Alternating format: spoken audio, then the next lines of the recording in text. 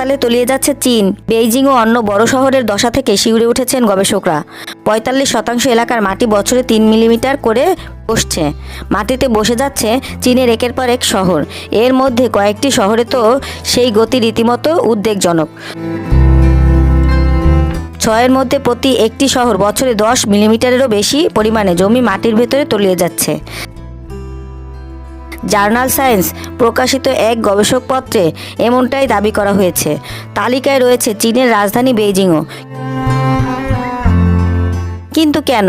গবেষকরা জানাচ্ছেন, মাটির নিচে অতিরিক্ত পরিমাণে জল শোষণ এবং মাটির উপর উঁচু বাড়ি ও অন্যান্য নির্মাণের সংখ্যা রাতারাতি বাড়তে থাকার ফলেই এই দশা। চীনের শহরাঞ্চলের ৪৫% এলাকার মাটি বছরে ৩ মিলিমিটার করে বসছে। ১৬% জমির ক্ষেত্রেও তা বছরে ১০ মিলিমিটার। প্রসঙ্গত ইতিহাস ঘাটলে দেখা যায়, মাটিতে বাড়ি বসে যাওয়ার ঘটনা আগেও চীনে ঘটেছে।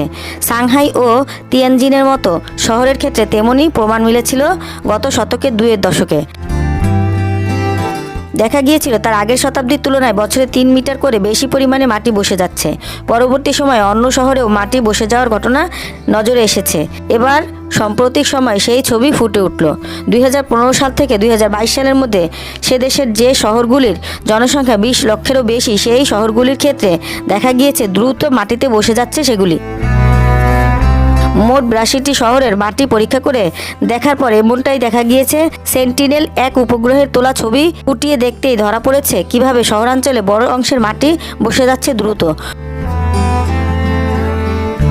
প্রসঙ্গত, মাটির নিচের জল অতিরিক্ত পরিমাণে শোষণ করার ফলে এমন বিপদের সম্ভাবনা ক্রমেই বাড়ছে। হাউস্টন কিংবা মেক্সিকোর মতো শহরও তালিকায় রয়েছে।